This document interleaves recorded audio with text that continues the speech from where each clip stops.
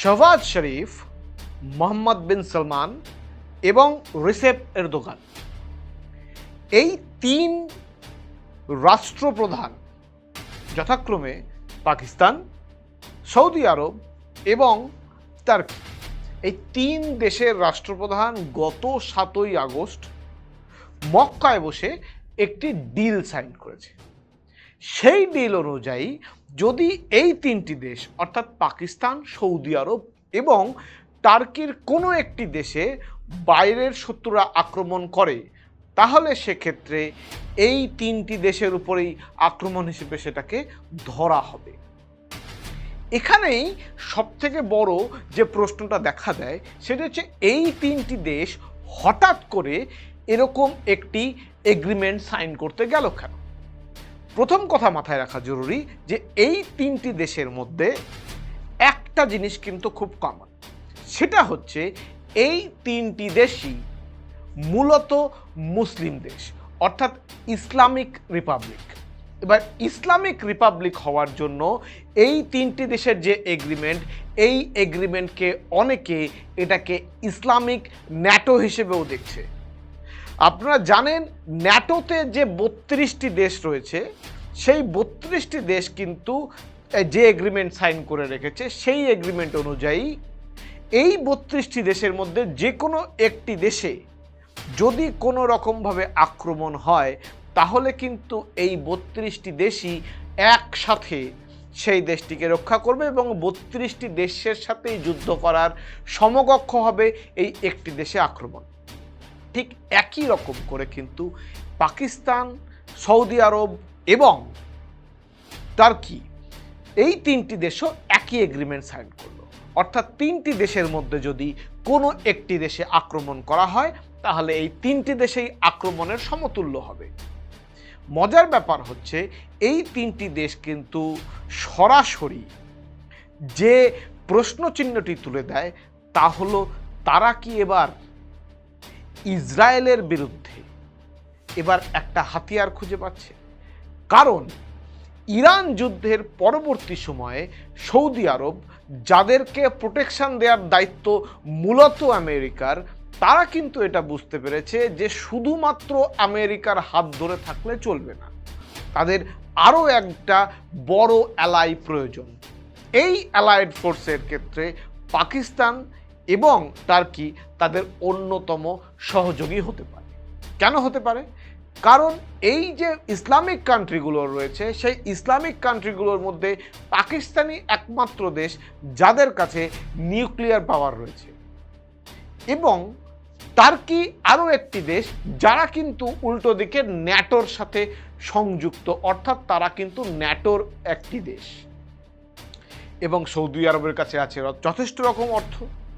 তো ইসরায়েল তাদের যদি এই গ্রেটার ইসরায়েলের স্বপ্ন যদি কোনোদিন সফল করতে চায় এবং এই স্বপ্ন সফল করার রাস্তায় হাঁটতে গিয়ে তারা যদি সত্যি সত্যি এই দেশগুলোতে, বিশেষ করে টার্কিকে বা সৌদি আরবকে আক্রমণ করে বসে, তাহলে তাদের সম্মিলিত ফোর্সেই তারা এই যুদ্ধে সামিল হবে, এটুকু তো পরিষ্কার।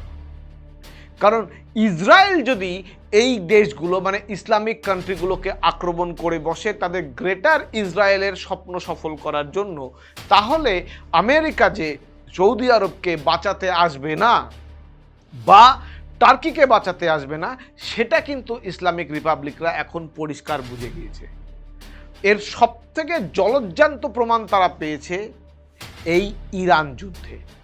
ইরান যুদ্ধে যখন ইরান সৌদি আরবকে ক্রমাগত আক্রমণ করে যাচ্ছিল, তখন কিন্তু আমেরিকা অনেক বেশি ব্যস্ত ছিল ইসরায়েলকে প্রোটেকশন দিতে। সৌদি আরব এটা বুঝে গিয়েছে যে শুধু আমেরিকার সাথে থাকলে চলবে না।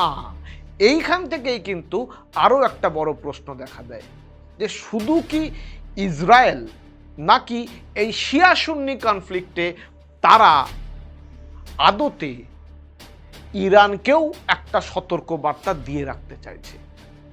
সেটাও সম্ভাবনা রয়েছে।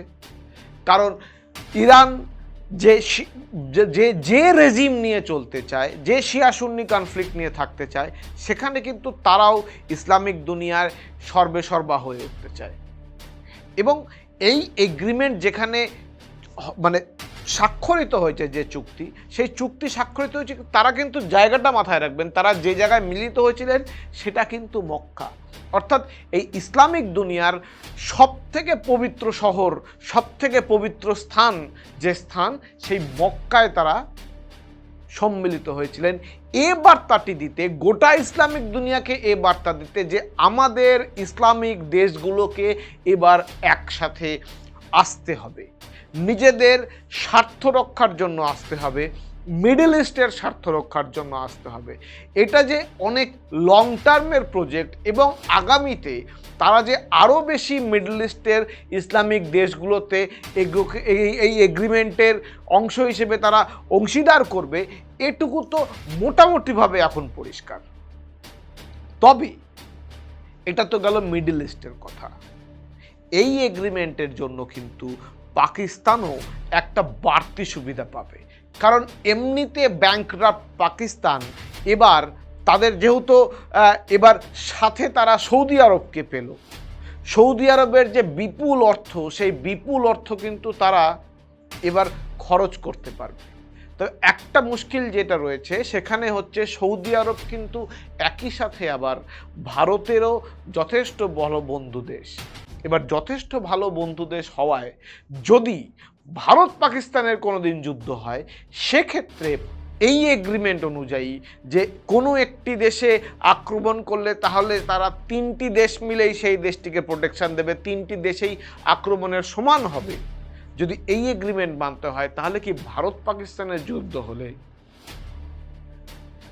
এই যে সৌদি আরব, যে সৌদি আরব এতদিন ধরে ভারতের সাথে একটি বন্ধুত্বপূর্ণ সম্পর্ক বজায় রেখেছিল, তারা কি পাকিস্তানের পক্ষে দাঁড়াবে? টার্কির ক্ষেত্রে পাওয়া যায়, টার্কি যেহেতু দীর্ঘদিন ধরে পাকিস্তানের বন্ধু দেশ এবং সে অর্থে ভারতের সাথে তাদের সম্পর্ক খুব বেশি ভালো নয়। জম্মু কাশ্মীর ইস্যুতেও টার্কি চিরকাল পাকিস্তানের পক্ষে দাঁড়িয়েছে। এই জন্য টার্কির ক্ষেত্রে ভারত কিন্তু একটা মানসিকতা তৈরি রাখে, যে মানসিকতা টার্কিকে ঠিক কোন জায়গায় বসাতে হবে তারা জানে। তো এবার সমস্যা সৌদি আরবকে নিয়ে। যদি এই গোটা এগ্রিমেন্টের মূল লক্ষ্য ইসরায়েল হয়, তাহলেও বড় সমস্যা রয়েছে, কারণ এই মুহূর্তে ভারত এবং ইসরায়েলেরও সম্পর্ক যথেষ্ট ভালো। সেক্ষেত্রে ইসরায়েলকে কোনো রকমভাবে সহযোগিতা করবার জন্য মধ্যপ্রাচ্য বা এই আরব মুলুকের দেশগুলো কীরকম করে রিয়্যাক্ট করে, সেটাও আমাদেরকে ভেবে দেখতে হবে। তো আগামীতে আমাদের এই এগ্রিমেন্ট কতটা সমস্যায় ফেলছে, সেই সমস্যাগুলোকে অনুধাবন করবার জন্য অবশ্যই আগামীর দিকেই নজর রাখতে হবে। তবে এটিকে কিন্তু বলা যায় ইসলামিক দুনিয়াতে একটি নতুন রাস্তা খুলতে চলেছে এবং ইসলামিক ন্যাটো, যা কোট আনকোট এই এগ্রিমেন্টকে বলা হচ্ছে, তার রাস্তা কিন্তু এবার সত্যি সত্যিই প্রশস্ত হচ্ছে, যা ইসলামিক দুনিয়াকে, আরব দুনিয়াকে, মধ্যপ্রাচ্যকে একটা অন্য মাত্রায় নিয়ে যাবে, এটুকু কিন্তু পরিষ্কার।